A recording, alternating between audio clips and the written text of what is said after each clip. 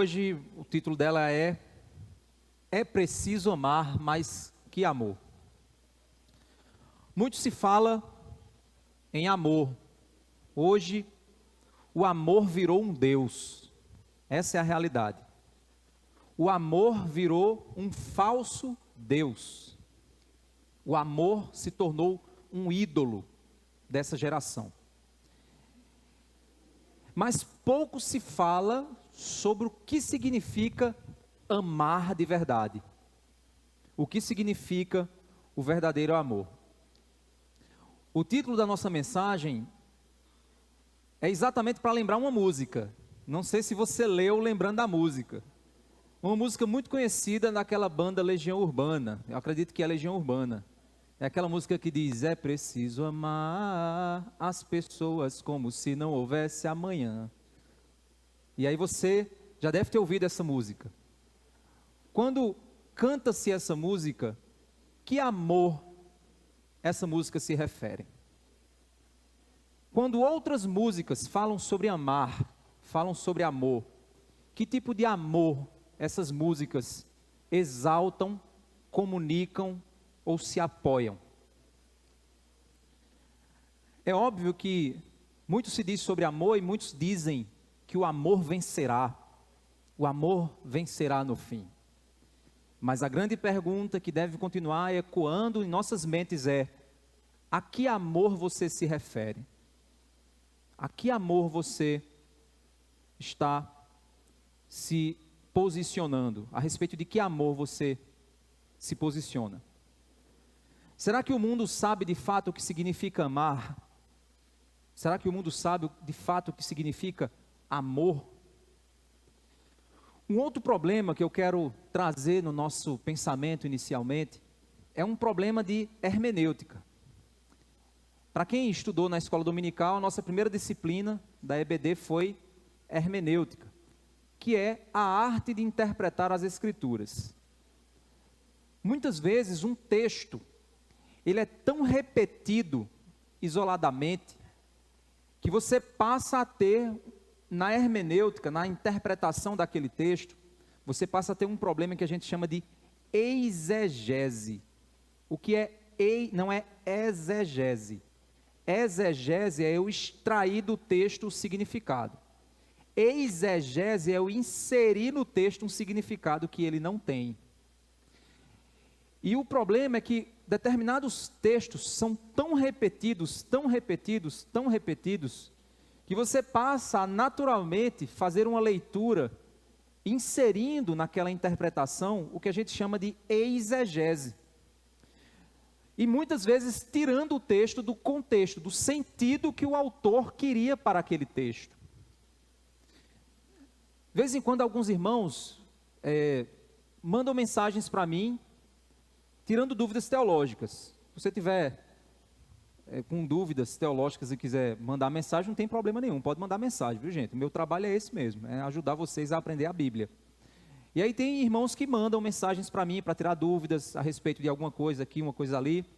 E essa semana eu estava conversando com um irmão e tirando algumas dúvidas. E uma pergunta foi feita no seguinte sentido: por que tem alguns textos que parecem ser tão simples de entender, e alguns pregadores parecem que ficam dando piruetas para interpretar um texto que poderia ser muito mais simples na compreensão? Aí é que está o ponto.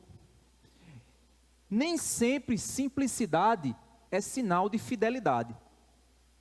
Porque existem textos que eles soam simples de compreensão para a nossa época.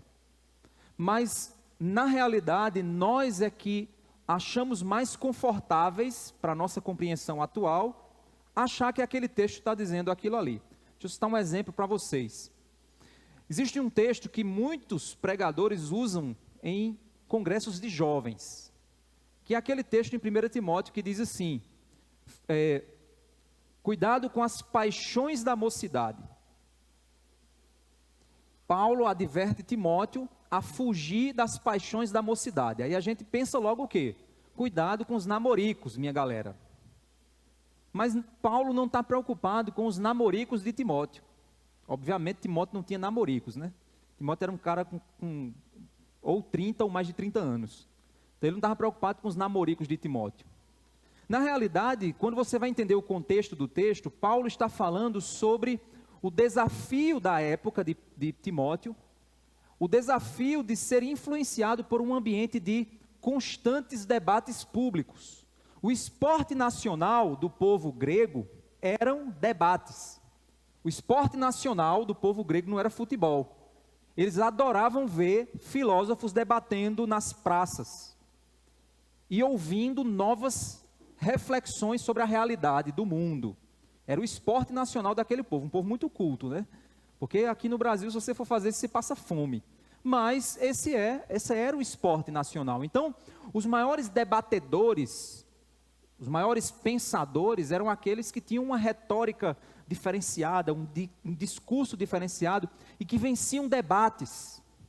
Então, a maior tentação de um jovem pastor, na época de Timóteo, era ser aquele cara que ia para o ambiente público fazer debate e ganhar debate, e se tornar um grande pensador no mundo grego. E Paulo diz, cuidado com isso, Timóteo, foge das paixões da mocidade, foge do que essa juventude teológica que você pode se inserir aí vai querer fazer. Vocês estão vendo como é importante a gente trazer a compreensão do que o texto realmente está dizendo? E quantas vezes nós repetimos um texto e o texto é tão repetido que a gente acaba absorvendo o conteúdo daquele texto. Deixa eu dizer para vocês um outro exemplo, não vou me delongar muito não, porque senão eu tenho um bocado de exemplo desse, né? Para quem estudou a disciplina de hermenêutica, a gente falou sobre vários. Um texto muito conhecido, o diabo veio para matar, roubar e destruir. Gente, aquele texto não se refere ao diabo, aquele texto se refere aos falsos profetas. Mas é muito comum a gente dizer que o diabo veio para matar, roubar e destruir. Às vezes eu já inseri esse texto em pregações falando isso, cometendo esse equívoco, mas não é uma relação com Satanás, é uma relação com os falsos mestres que eles vêm para matar, roubar e destruir. Essa é a intenção deles, certo? Dá uma conferida nesse texto, no contexto bem direitinho, que você vai perceber esse detalhe. Então vocês estão vendo como às vezes textos que parecem simples, na realidade eles só estão falando o que você quer ouvir. Alguns pregadores que parecem que estão simplificando os textos, provavelmente eles podem estar falando o que você quer ouvir, e não o que é necessário ser ouvido, ou não está falando o que está dizendo o texto. Ou às vezes o cara que complica demais, ele está dando tanta pirueta no texto, que ele está querendo tirar do texto o que o texto está dizendo, para dar outro significado. Então, nessas questões, nós temos diante de nós um texto que é tão repetido que nós esquecemos o que de fato esse texto está dizendo. Inclusive, até mesmo a própria banda Legião Urbana fez uma música com esse texto aqui. Tem uma música que a letra da música é o Renato Russo cantando 1 Coríntios 13 sobre o amor. Por isso que é necessário a gente compreender que a correta interpretação de um texto deve levar em consideração o seu contexto, a intenção do autor e a compreensão do público original. Para que a gente possa compreender isso, para que a gente possa entender o que realmente Paulo queria dizer em 1 Coríntios 13, qual foi a motivação que Paulo tinha em 1 Coríntios 13, a gente tem que entender o que estava dizendo no capítulo 12 e o que está dizendo no capítulo 14, para que a gente possa entender o que ele falou no 12, no 13 e no 14, dentro do seu contexto. Então, a gente já viu nas semanas anteriores o que Paulo estava falando no capítulo 12. Paulo estava falando sobre a igreja ser o corpo de Cristo, e esse corpo ter muitos membros, e Deus dotar cada membro com um dom para o serviço do corpo. Não existe mais importantes e menos importantes, existem dons a serem usados dentro do corpo de Cristo. E Paulo então fala sobre isso, sobre a necessidade que nós temos de buscar o que Deus quer que a gente faça na nossa comunidade. De que maneira Deus quer que você sirva a esse corpo aqui que Deus te pôs para você servir. Em que posição, em que colocação, que dom Deus quer que você exerça. Não é o que você quer, é o que o corpo precisa. Porque a gente viu que o olho diz assim, eu não sou mão, eu não sou do corpo. Tem gente que quer os dons que ele quer. e não a necessidade que o corpo tem. Ele quer a forma como ele deseja, mas não é assim que funciona. Funciona de acordo com aquilo que Deus vai mostrando ao seu povo e a dinâmica que o corpo vai adquirindo. Então, Paulo falou sobre isso no capítulo 12. E então, Paulo, ele no capítulo 13 fala sobre o que a gente vai ver aqui hoje, sobre o amor. E no capítulo 14, ele então vai dizer o seguinte, vamos lá para 1 Coríntios 14. 1 Coríntios 14, capítulo 14, verso 1 e 2, ele diz assim, ó, sigam o amor que ele falou no capítulo 13, sigam o amor e procurem com zelo os dons espirituais, principalmente o de profetizar. Pois quem fala em línguas não fala para as pessoas, mas fala para Deus. Ninguém o entende, pois por meio do Espírito fala mistérios. Quando ele vai para o 14, 26, olha o que é que ele diz. Que fazer então, irmãos? Quando vocês se reúnem, um tem salmo, outro tem ensino, um traz revelação, aquele fala em língua, outro faz interpretação, que tudo seja feito para a edificação. E aí no 14, 39 e 40, ele diz assim, portanto, meus irmãos, procurem com zelo os dons de profetizar, e não proíba que se fale em línguas, tudo, porém, seja feito com decência e ordem. Olha que interessante. No capítulo 12, Paulo está falando sobre a diversidade de dons e manifestações que Deus tem no meio da sua igreja. No capítulo 13, Paulo fala sobre o amor como o maior motivo pelo qual eu sirvo meus irmãos. E no capítulo 14 ele vai dizer que esses dons devem ser exercidos com o objetivo de edificação e que não deve haver bagunça na operação desses dons, que tudo deve ser feito com decência e com ordem, e ele finaliza então a sua explanação a respeito desse assunto nesses 3 capítulos. Então, diante disso, nós conseguimos compreender que o que esses textos falam a respeito do uso dos dons, e quando ele joga o conceito do amor, ele está querendo permear o uso dos dons com o amor. Por isso a gente pode entender, a partir do capítulo 12, verso 31, o que a gente chama, na área de hermenêutica, de versículo transicional, ou versículo dobradiça. Vamos olhar no capítulo 12, verso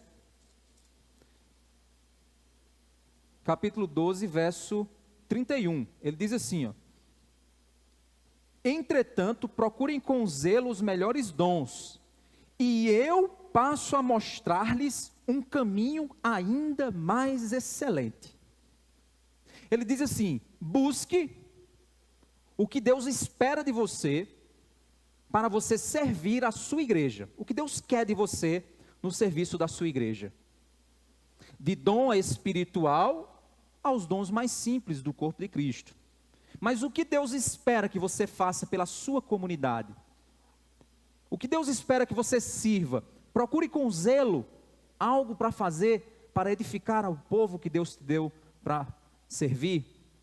Mas eu vou mostrar para você um caminho de busca muito melhor do que simplesmente o caminho de só procurar por procurar. Você precisa então buscar um caminho para achar esse dom, buscar um caminho para achar esse alvo de servir a sua comunidade. E esse caminho é o que ele vai passar a mostrar nesse momento. No capítulo 13, no verso 1 ao 3, ele vai mostrar que ainda que eu faça coisas grandiosas, se eu não tiver amor, eu não serei nada. Nada me adiantará diante do que eu faço. O capítulo 13, verso 1, ele diz assim, ainda que eu fale as línguas dos homens e dos anjos, se não tiver amor, serei como bronze que soa, ou como símbolo que retine. Vamos pensar nessa passagem. Vamos entender primeiro qual é a intenção do autor. A intenção de Paulo é falar sobre o amor como sendo o dom supremo. O motivo supremo do meu serviço é amar, é revelar amor. Paulo então vai começar a falar de que mesmo que eu faça as coisas mais fantásticas, grandiosas que possam ser feitas nesse mundo, mas se elas não tiverem permeadas pelo amor, elas não servem de absolutamente nada diante dos olhos de Deus. E então ele começa dizendo a respeito da comunicação. Primeira coisa, comunicação. Mesmo que eu me comunique na língua dos homens ou na língua dos anjos, se eu não tiver amor na minha comunicação, eu sou meramente um instrumento fazendo sons, um símbolo que retine. O que é um símbolo? Eram duas conchas que eles batiam, faziam pam, pam, e ele só fazia esse barulho. Ou seja, você pegar duas conchas, que eram conchas grandes, e bater uma na outra, como aqueles pratos, né, que a gente vê hoje em dia, se você bater um no outro, ok, beleza.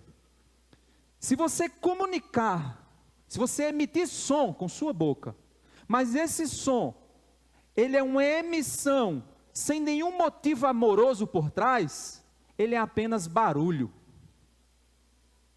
Primeiro ponto.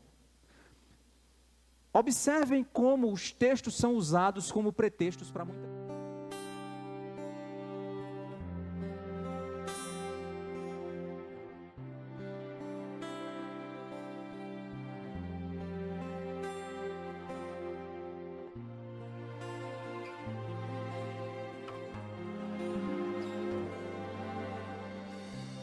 Quando o Senhor Jesus chamou meu coração, não fez um convite descuidado ou impensado, não quis apenas ser gentil ou educado, mas deixou claro. E se você for sincero com o texto, você vai ver que a preocupação do apóstolo Paulo não é revelar em nenhum momento a existência de uma língua especial. Paulo está utilizando de uma linguagem figurada para expressar um exagero. Mesmo que eu fale uma língua fantástica, qualquer língua humana desse mundo, ou mesmo que eu venha a falar uma língua fantástica, que seja uma língua de anjos, uma coisa assim, fora da realidade humana, acredito que Paulo falaria, se nos tempos de hoje, porque naquela época a crença na angiologia dentro do mundo judaico, era uma crença muito forte e muito cheia de mitologia, viu gente? A angiologia judaica era muito cheia de mitos. Hoje em dia você não tem essa angiologia cheia de mitos.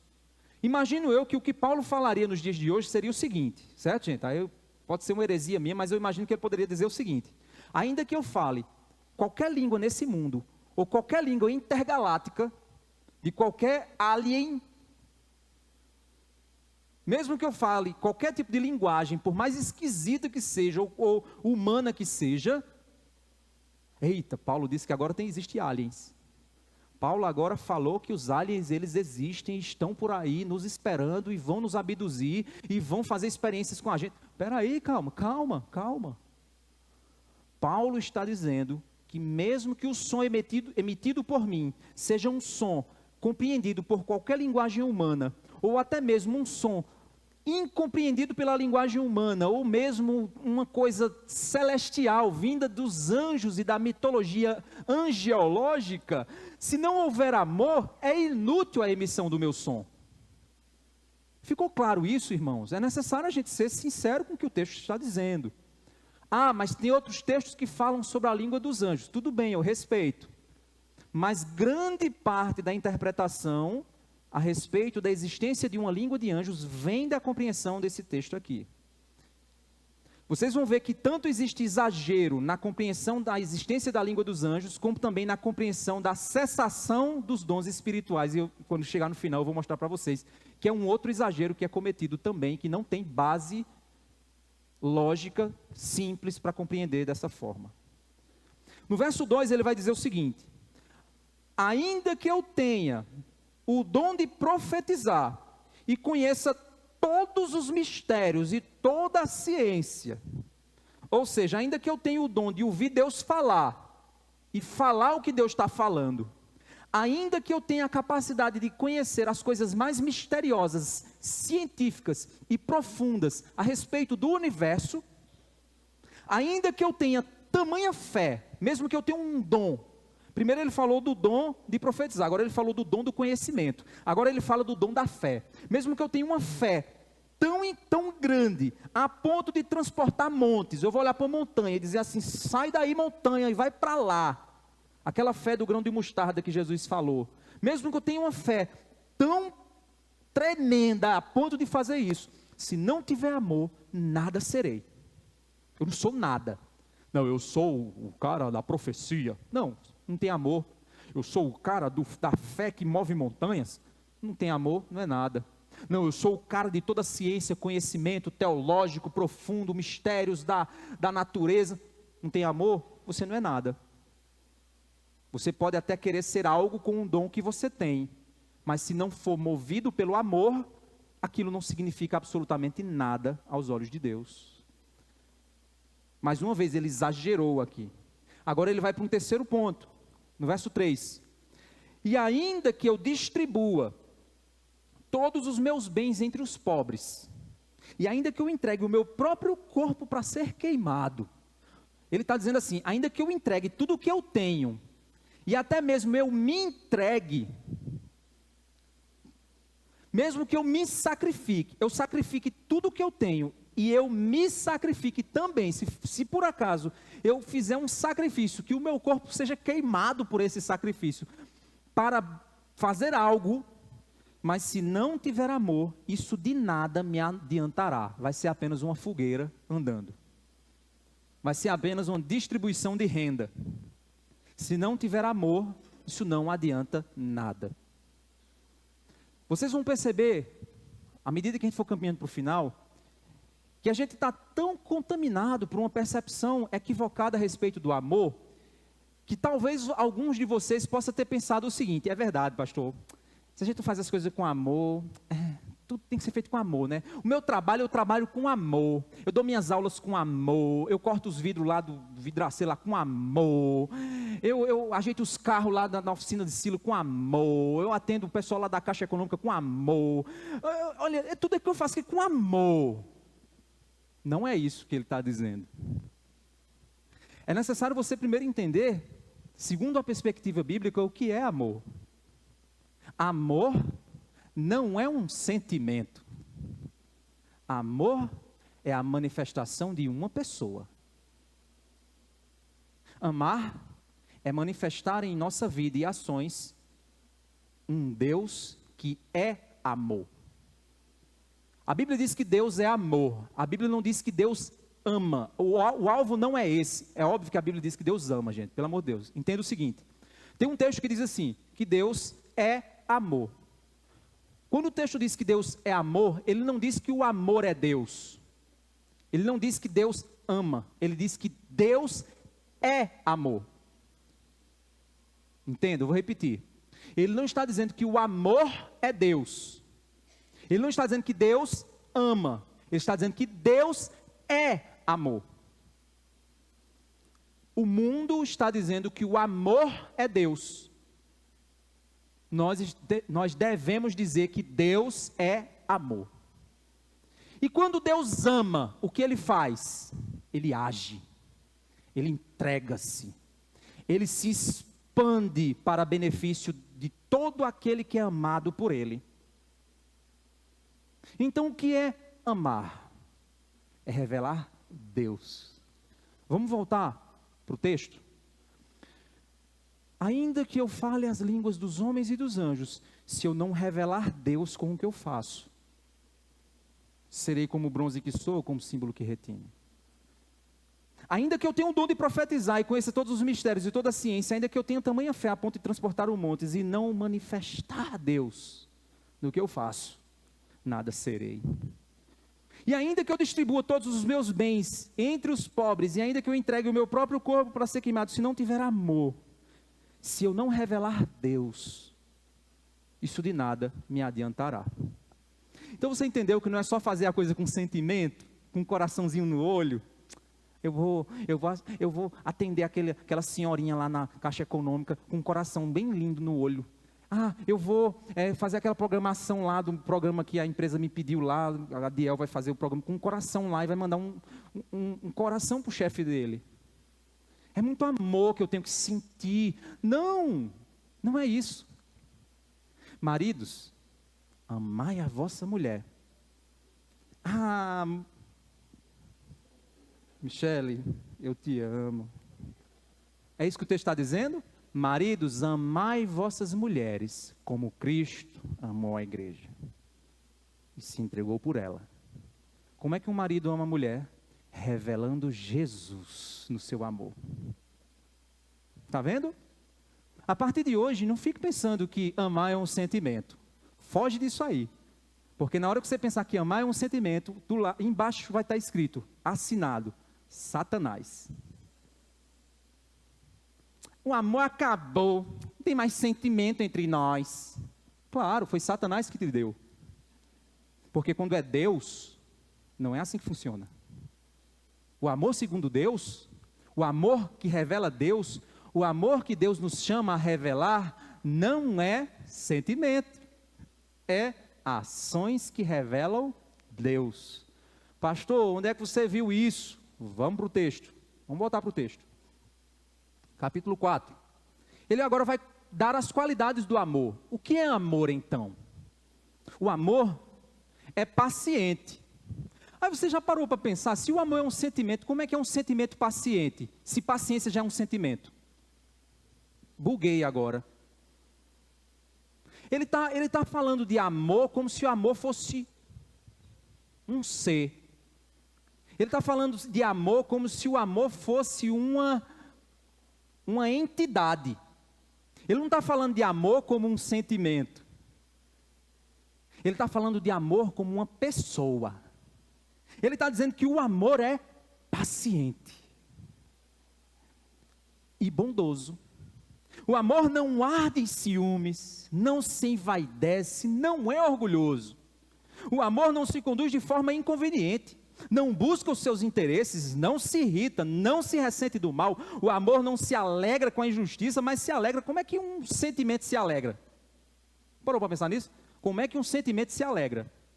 Você já parou para pensar, e eu espero que você guarde isso no seu coração, como a gente lê esse texto, tantas vezes a gente esquece de entender o que o texto está dizendo. A gente vive lendo, né? É preciso amar as pessoas. Para vocês estudem aí. O que é amar? O que é amar as pessoas como se não houvesse amanhã? É ser paciente, bondoso, não ser ciumento, não se envaidecer, não ser orgulhoso, não se conduzir de maneira inconveniente, não se ressentir do mal. O amor não se alegra com a injustiça, ou seja, não se alegrar com a maldade, mas se alegrar com a bondade, se alegrar com a verdade. É sofrer tudo o que for necessário sofrer, é crer em tudo que for necessário crer, é esperar em tudo que for necessário esperar, é suportar tudo que for necessário suportar. O amor é paciente, é bondoso, o amor não arde em ciúmes, não se envaidece, não é orgulhoso, não se conduz de forma inconveniente, não busca os seus interesses, não se irrita, não se ressente do mal. O amor não se alegra com a injustiça, mas se alegra com a verdade. O amor tudo sofre, tudo crê, tudo espera, tudo suporta. Isso é o amor. E esse amor nos amou, porque somos pecadores, miseráveis, perdidos, mas Ele nos amou. Ele suportou tudo por nós. Ele creu no que Deus é capaz de fazer, no que Ele mesmo fez por nós. Ele esperou. E aí o que o texto está dizendo é que tudo que eu faço então para o meu irmão, eu devo fazer movido pelo amor. Tudo que eu faço para o meu irmão, eu devo fazer na qualidade de revelar a Deus. Tudo que eu faço pelo meu irmão, eu devo fazer sem esperar em troca, eu devo fazer sem buscar meus interesses, eu devo fazer sem ser orgulhoso, eu devo fazer sem ser vaidoso, eu devo fazer sem ser ciumento. Eu devo crer, eu devo sofrer, eu devo esperar, eu devo suportar. Isso é amar. Isso é amar. Deus nos chamou para amar a Deus sobre todas as coisas e amar ao próximo como nós amamos a nós mesmos. Servir ao próximo e se comportar com os outros da maneira como a gente gostaria que os outros se comportassem conosco. Deixa eu fazer uma pergunta. Aquela pessoa que te machucou, se fosse o contrário, o que você gostaria que ela fizesse com você? É isso que você tem que fazer com ela. Faz o seguinte, só inverte. Aquela pessoa que te fez o que fez, se fosse você fazendo com ela, como você gostaria que ela tratasse você? Como você gostaria que ela amasse você? Agora, inverte. É isso que Deus espera que você faça. Eu tenho certeza que ninguém aqui vai dizer assim, eu queria que, se fosse eu queria que descesse a marreta, pega um pedaço de pau, taca na minha cabeça até umas horas, até morrer. Pode fazer isso mesmo, eu queria que fizesse isso mesmo. É assim que você pensa? Eu tenho certeza que dificilmente, a não ser que você queira se suicidar. Mas eu tenho certeza, dificilmente você vai pensar assim. Porque a gente é assim, irmãos. Nós somos assim, quando o nosso irmão está lá devendo, o senhor Arnaldo está devendo, né? Ixi, eu não devo nada. Aí eu chego para Michel, estou sabendo de uma novidade, o senhor Arnaldo está devendo, mas eu sou fofoqueiro. Eu estou falando do pecado do irmão pecando. Porque para a gente o nosso pecado tem que ser reduzido, o pecado do outro tem que ser aumentado. Para que a gente se sinta melhor, para que a gente se sinta mais santo, para que a nossa vaidade, o nosso ego, o nosso orgulho seja massageado. A gente quer que todo mundo seja errado e a gente seja certo, para que o nosso ego seja massageado. E o que o texto está dizendo é que o amor não é orgulhoso, não é inconveniente, não busca seus interesses, não se irrita, não se ressente do mal. O amor não se alegra com a injustiça. Você sabe o que é injustiça? É tudo aquilo que é praticado fora da vontade de Deus, porque Deus é justo, e Deus quer que a gente pratique justiça. O que é injustiça? É quando alguém faz algo fora da palavra e da vontade divina. Eu não me alegro com pessoas que fazem coisas que estão fora da vontade de Deus. Se eu amo alguém, eu não tenho que me alegrar quando eu vejo meu irmão em pecado. Está em pecado, bem feito. É falta de amor. Se eu amo meu irmão, eu vou me entristecer com o pecado dele. Eu não vou me alegrar com a injustiça, eu vou me alegrar com a verdade. No momento em que ele se arrepender, no momento em que ele confessar seu pecado e querer mudar de vida, eu vou me alegrar com aquilo ali. Por isso, as qualidades definidoras do amor é que ele é paciente. Paciência é um fruto do Espírito. Ele espera pelo outro. Ele é bondoso. Deus é bom e realiza atos de bondade conosco. E quando somos bons com outros, quando fazemos bem ao outro, revelamos Deus. Não é ciumento. Vamos lá, casais ciumentos aqui. Ciúme é coisa do capeta, viu? Se você é ciumento, você está encapetado. Precisa de um descarrego. Ciúme, a gente não crê em descarrego, viu gente? Mas ciúme é coisa do capeta, porque o capeta é o pai da mentira, e normalmente o ciúme se apoia em um tipo de egoísmo, sentimento de posse, uma crença constante na mentira e no engano. Então não tem como você dizer que, mas meu ciúme é cuidado de você, você está cuidando da sua fronte. O Cleto fez assim, ele fez assim, eu fiz assim. Você está cuidando do seu chifre, para você não levar, não ficar carregando um chifre. Ou seja, é cuidado próprio, não é cuidado do outro não. É cuidado, é porque eu tenho um zelo, conversa. É egoísmo, é posse, é demoníaco. É algo destrutivo, é algo que mata o relacionamento. Porque o ciumento vive passando na cara do outro que o outro é safado, que o outro não presta. Viver com ciumento é uma miséria. Então, para os que estão casados, vai ter que aguentar, viu? Lute aí, peça a Deus para transformar pelo fruto do Espírito. Mas se você é namorado, noivo aí, e o cabo é ciumento, a menina é ciumenta, corra, meu camarada, fuja, viu? Fuja que você vai arrumar problema para a sua vida. A não ser que mude, que o que eu estou dizendo aqui mude. Porque isso não é amor. Ciúme não é amor, é posse. Por ciúme, muita gente faz muita bobagem. Machuca um ao outro. Às vezes por coisa que não tem nada a ver. Então tenha cuidado com isso. Não é amor. Não é ciumento. Não é vaidoso. Eu amo ele e quero que ele me valorize. O amor não é vaidoso. Não é orgulhoso. Se ele não me tratar melhor, ele vai entender que eu tenho valor. Isso não é amor. Não é orgulhoso. Não é inconveniente. Vou fazer com que todo mundo perceba que ele me perdeu. Eu amo meu filho e vou me meter sim na vida dele. É inconveniente. Isso não é amor. Não busca seus interesses, não se irrita, não se ressente do mal, não fica guardando mágoa. Quem ama não fica guardando mágoa do outro, esperando a oportunidade para dar o troco.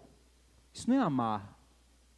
Porque se Deus nos amasse assim, ele guardasse mágoa da gente, Ele tinha muita mágoa para guardar, viu? Quantas vezes no dia se Deus disser assim, tu tens 100 conto na tua carteira, tu quer 100 conto ou tu me quer? Deus, tem como ficar com os dois não? Quantas vezes na semana a gente não nega a Deus com nossas mentiras? A gente não nega a Deus com nossas atitudes? Quantas vezes a gente não xinga Deus com os nossos pecados? Quantas vezes? Deus se ressente? Guarda mágoa para se vingar depois? Não, Ele ama. Não se alegra com a injustiça, mas com a verdade. Tudo sofre, tudo crê, tudo espera, tudo suporta. Agora Ele vai mostrar para a gente que a condição da existência é temporal, mas o amor é eterno. Ele vai mostrar para a gente que existem coisas no mundo que elas cumprem propósitos. E todos os propósitos se cumprem para a eternidade. Ele vai dizer o seguinte, vamos continuar lá no verso 8. Ele diz assim: o amor jamais acaba. Ponto. Essa afirmação o amor é eterno. Por isso, se você diz o amor acabou, não é amor o que você sentia. Porque amor não acaba. Ah, pastor, então se eu não sentir amor, como é que eu faço? Agora eu tenho que sentir? Não, você vai continuar sem sentir, porque amor não se sente. Amor se demonstra. Amor me leva a fazer. Amar é uma decisão. Imagina que nesse canto aqui tem um cara todo vomitado, urinado, sujo, todo cheio, o cara está todo drogado, louco, numa condição que ele vai morrer. Eu tenho a possibilidade de fazer alguma coisa. Eu tenho uma decisão. Eu vou amar essa pessoa. Eu vou abrir o meu carro. Vou pôr essa pessoa dentro do meu carro. Eu não tenho a possibilidade de fazer algo por ela. Eu vou amar. Isso é amar. É assim que funciona. Não é você olhar e dizer, deixa eu sentir alguma coisa. Ah, eu senti, agora eu vou. Não, é você fazer. Isso é amar. Isso é amor. Então ele está dizendo que o amor não acaba. Então, meu irmão, amar é um mandamento. Como é que Deus dá mandamento a sentimento? Imagina, que coisa difícil. Tu vai ter que sentir, meu amigo. Sinta, senão... Não, Deus não está mandando você sentir. Ele está mandando você agir. O sentimento, ele muda à medida da ação. É interessante que a gente quer... Eu não sei na maioria dos homens, né? Mas eu acho que a maioria dos homens é assim. Nós homens aprendemos a amar nossos filhos. É interessante que as mulheres, quando descobre que está grávida, ela já ama o bebezinho. A gente não sabe o que está acontecendo, porque está acontecendo tudo nela, não na gente, né? A única coisa que a gente está ouvindo é enjoo, é desejo, é um bocado de coisa que você diz, meu Deus do céu, homem, pelo amor de Deus, tu quer que eu vá agora no Parque do Povo comprar uma maçã do amor?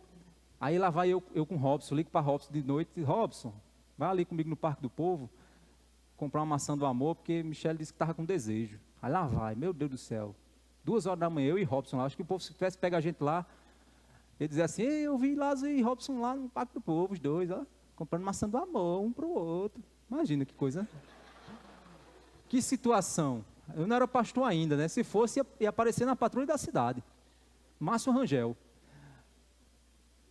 Ou seja, o que o texto está dizendo é que o amor jamais acaba. No momento em que eu disse assim, eu não estou com um pingo de vontade de sair da minha casa. Mas eu vou amar. E eu pedi que Robson me amasse. Eu disse, Robson, me ajuda nisso. E ele me ajudou. Obrigado. Cadê Robson? Valeu, Robson. Ele está ali. Valeu, obrigado. Foi Sara, viu? A culpada. Ou seja, quando a gente toma uma ação, isso é amor.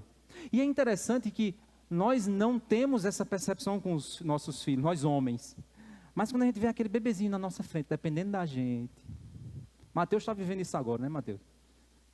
Que negocinho pequenininho, meu Deus do céu. Isso depende de mim. Jesus. Eita, não me deixa dormir. Mas eu vou amar. Aí a gente começa a agir, não é assim? A gente começa a agir, amor. Aí a gente vai aprendendo a amar. É assim que funciona. Por que é que hoje o povo quer matar os bebês na barriga? Porque eles não querem ser tocados. Eles não querem amar. Eles não querem amar. Por quê? O amor esfriará de quase todos. Lembra que Jesus disse em Mateus 24, que nos últimos dias o amor seria esfriado? É exatamente isso. Egoísmo exacerbado. A maioria dos casais que não querem ter filhos, são pai e mãe de pet, são egoístas. Porque é fácil amar um bicho que só pede comida, urina, defeca e pronto. É só isso que ele faz. Mas um serzinho que depende de você, que tira seu conforto, que tira seu dinheiro. Até hoje o meu tira o meu dinheiro. E no fim das contas, o que você tem é obrigado. O que te leva a fazer isso é amor. E como é bom amar? Como é bom amar? Como é gratificante amar? Como é ruim se arrepender de não amar? Como é frustrante ir no velório e reconhecer que eu não amei aquele que morreu. Como é ruim. Como é bom saber que eu pude fazer o que eu pude fazer. Eu pude esperar o que eu pude esperar, eu pude sofrer o que foi necessário por aquela pessoa que está ali. Eu pude amar aquela pessoa. Ninguém se arrepende de sofrer por amor. Esse sofrimento aqui. Ninguém se arrepende. Mas se arrepende por não amar. Que tipo de arrependimento você quer carregar? Se você é cristão, eu imagino que você queira obedecer a Deus. Você quer amar a Deus. Como é que eu amo a Deus? Obedecendo. É assim que se ama a Deus. Não é sentindo, eu vou sentir para amar. Não, é obedecendo. E na obediência eu tenho experiências de amor que me levam a amar. E eu amo a Deus, o Deus que me amou primeiro. Eita, que maravilha. Como é bom entender o que é amor. O amor jamais acaba. Mas havendo profecias, que é um dom, que tem uma função, todo dom tem uma função. Profecia tem uma função, ele vai trabalhar mais adiante isso. A profecia tem uma função, mas ela vai desaparecer. A língua, havendo línguas, cessarão. Existe língua? Existe, tem uma função, mas ela vai cessar. Havendo ciência, tem conhecimento. É necessário ter sabedoria e conhecimento para viver nesse mundo? Sim, mas ele vai passar. Verso 9. Pois o nosso conhecimento é incompleto, e a nossa profecia é incompleta. A realidade que nós vivemos nesse mundo, ela não é total, ela é parcial. O que nós experimentamos nesse mundo é incompleto. Esse mundo, ele é incompleto. Se você quer experimentar o céu aqui, você está no lugar errado. Porque o céu nunca vai ser aqui. Então você só vai experimentar coisas incompletas nesse mundo. Porque o completo só está depois dele. Mas o incompleto desse mundo sempre tem que apontar para o completo. Toda experiência, por mais maravilhosa que seja nesse mundo, ela existe para apontar para algo maior. O segredo é, como então experimentar aquilo que me aponta para algo maior? Profecias servem para a igreja, mas elas vão cessar. Línguas servem para a igreja, mas elas vão cessar. Ciência serve para a igreja, mas ela vai passar. Porque o nosso conhecimento, o nosso serviço, a nossa profecia, ela é incompleta, irmãos. Ela é limitada. Mas quando vier o que é completo, o que é eterno, a experiência total e profunda da existência, então o que é incompleto será aniquilado. Eu não tenho que brigar pela profecia, pela língua, pela ciência. Porque essas coisas, elas servem a propósitos temporários. Elas um dia vão deixar de existir. Porque existe algo que é eterno. E esse eterno não será aniquilado. E todos nós estamos na direção do que é completo, do que é eterno, da experiência total da existência. Ele então vai mostrar o seguinte: quando eu era menino, falava como menino, sentia como menino, pensava como menino. Ele agora vai usar uma ilustração para mostrar para ele o que significa essa transitoriedade. Ele diz assim: na existência humana, existe a fase da infância. A fase da infância, ela tem experiências incompletas. Nós pensamos como crianças, nós falamos como crianças, nós sentimos como crianças, mas então nós progredimos para uma fase adulta na existência humana. Quando nós chegamos então a ser homens, desistimos das coisas de menino, não faz sentido. Imagina eu aqui olhando para Sid Clay com um carrinho fazendo... Eu chego, Sid Clay, o que é isso? Eu vou buscar Isabelle. Vou dizer, tá louco? Não faz sentido você estar brincando com isso. Isso é coisa de criança, isso é coisa de menino. Não compete mais a você na fase adulta.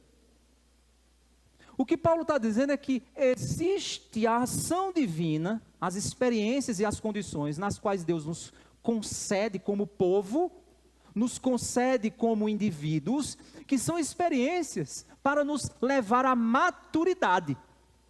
Mas quando a maturidade é alcançada, muitas coisas do período de imaturidade, elas deixam de existir. Não fazem sentido mais retornar para elas.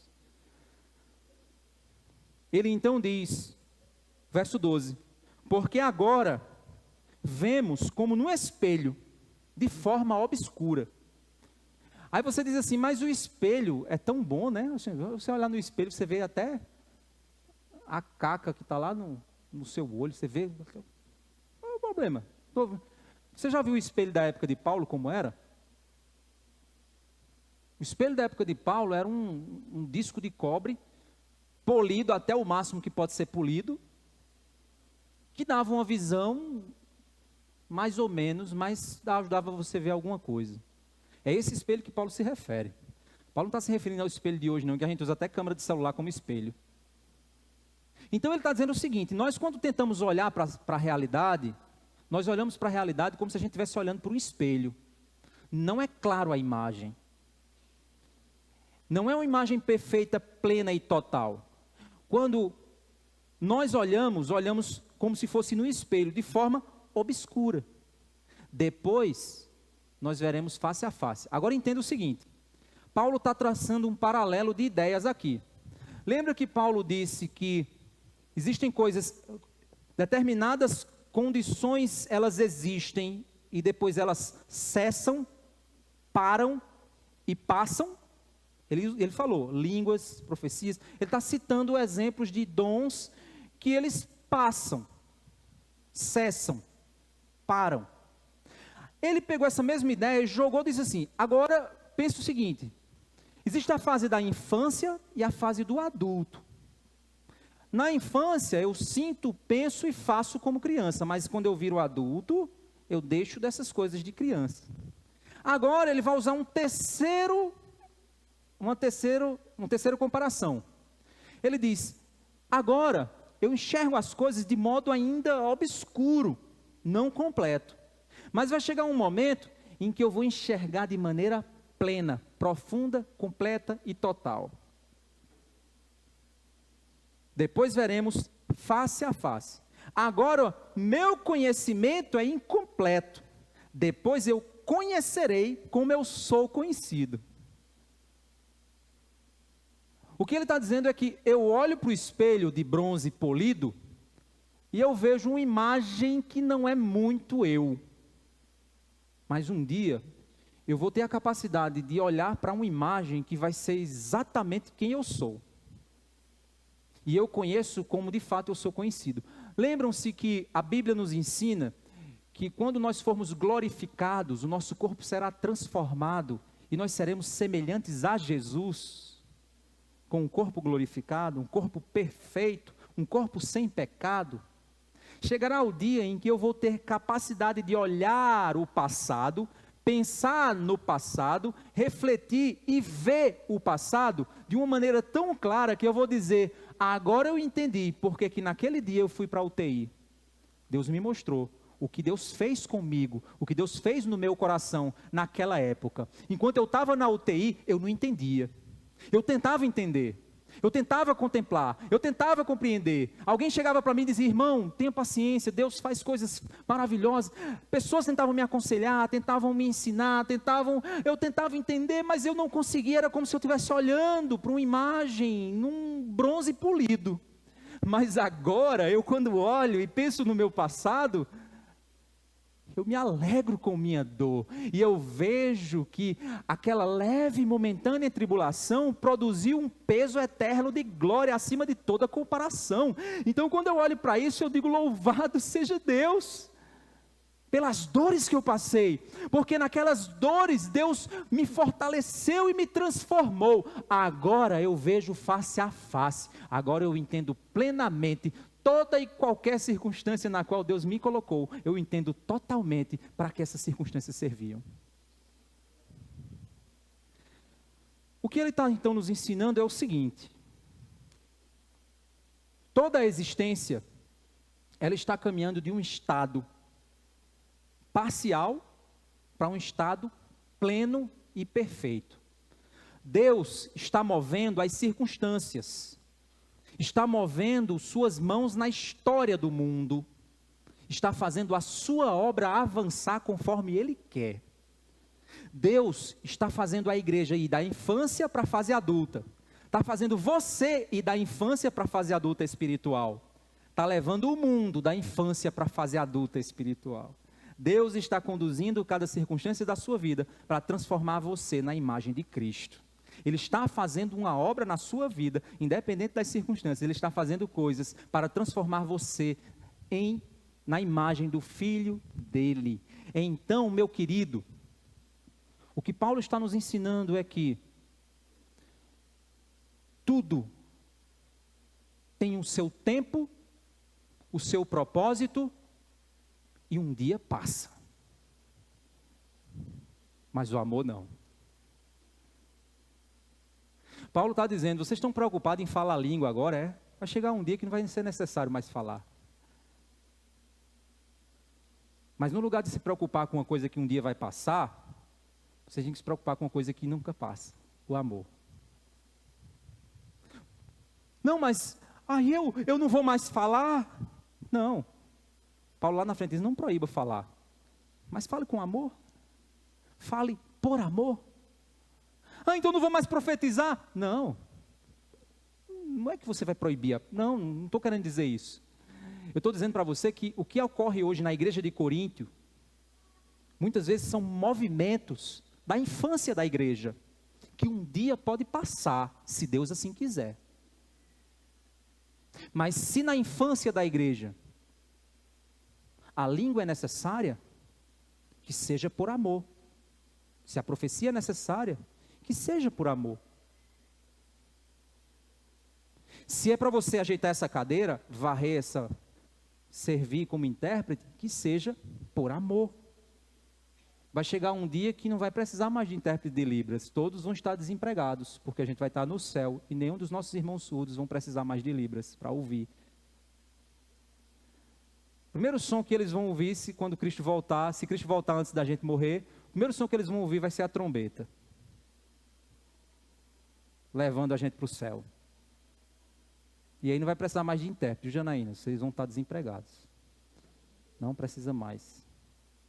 Precisa mais de pastor pregando nada, porque a gente já vai saber de tudo. Eu vou dizer: irmãos, abra aí 1 Coríntios 12. Eu sei qual é decorado. Para que eu vou? Precisa mais de mim, estou desempregado também. Não precisa mais. Essas coisas passaram. Da mesma forma, na experiência da igreja, vão existir coisas que são necessárias, vão existir coisas que vão passar. Mas aí o apóstolo Paulo, ele diz o seguinte, o verso 13: agora, pois, permanecem a fé, a esperança e o amor. Permaneça Esses três, a fé, a esperança e o amor. Esses três elementos são conhecidos na teologia como as virtudes teologais. O apóstolo Paulo usa muito essas virtudes teologais. O que são elas? São características da condição cristã piedosa. Deus trabalha em nós a nossa fé, a nossa esperança e o nosso amor. Ele diz: permaneçam a fé, a esperança e o amor. Estes três, porém, o maior deles é o amor. Sabe por quê? Porque um dia a fé vai acabar. Um dia a esperança vai acabar, mas o amor vai permanecer. Sabe por quê? Olha só, o que é fé? Hebreus 11:1 diz: ora, a fé é o firme fundamento das coisas que se esperam e a prova das coisas que se não veem. A fé é o fundamento do que eu não vejo, mas um dia eu vou ver. Então para que fé, se Jesus está na minha frente? Romanos 8, 24, 25 diz: porque em esperança fomos salvos. Ora, a esperança que se vê não é esperança, porque o que alguém vê, como espera? Mas se esperamos o que não vemos, com paciência esperamos. Então esperança é de uma coisa que eu ainda vou receber. Isso é esperança. Eu tenho uma esperança fortíssima de que eu vou ver Cristo. Uma convicção de que nós vamos ver Cristo. Ainda não vimos, mas esperamos com paciência e ansiosos por ver Jesus. Mas sabemos que Ele existe. Somos bem-aventurados porque Ele diz: mas bem-aventurado é quem não vê e crê. Nós não vimos, mas cremos e vivemos com essa fé. Não vimos, mas temos fé. Não vimos, mas esperamos. Temos fé e esperança. Mas no dia que a gente partir daqui e abrir os olhos e Jesus estiver de braços abertos diante de nós, não é necessário mais fé, pois a gente vê. Não é necessário mais esperança, pois a gente acabou de receber. Então o que é necessário nessa condição? Amor para abraçar. É isso que vai continuar, porque Deus é amor. Então, Paulo, ele utiliza essas virtudes teologais em vários outros textos. Olha só, 1 Tessalonicenses capítulo 1, verso 3. Ele diz assim, 1 Tessalonicenses 1, 3. Lembrando-nos sem cessar da obra da vossa fé, do trabalho do vosso amor e da paciência da vossa esperança. Em nosso Senhor Jesus Cristo, diante de nosso Deus e Pai. Ele vai dizer lá em 1 Tessalonicenses 5, 8. Mas nós que somos judia, sejamos sóbrios, vestindo-nos da couraça da fé e do amor, e tendo por capacete a esperança da salvação. Fé, esperança e amor. Gálatas 5, 6, ele diz assim: porque nós, pelo Espírito da fé, aguardamos a esperança da justiça, porque em Jesus Cristo nem a circuncisão nem a incircuncisão tem valor algum, mas sim a fé que opera pelo amor. Ele usou mais uma vez essas três virtudes. Colossenses 1, 4 a 5, ele diz assim: porquanto ouvimos da vossa fé em Cristo Jesus, do amor que tendes para com todos os santos, por causa da esperança que está reservada por vocês nos céus, da qual já antes ouvistes pela palavra da verdade do Evangelho. O que é que nós aprendemos com esse texto, irmãos? O amor de Deus deve ser o motivo de todas as minhas obras, pois mesmo que com grande fé e esperança eu faça grandes coisas, somente o amor me assegura que tudo o que eu faço terá valor eterno. O amor é a base, pois o amor projeta todas as coisas para além delas, na direção daquilo que é eterno. Deus é amor e Deus é eterno. Deus faz coisas por amor e para amar. Eu posso fazer coisas com grande fé, mas no fim eu vou me gloriar da minha fé, porque eu não tenho amor.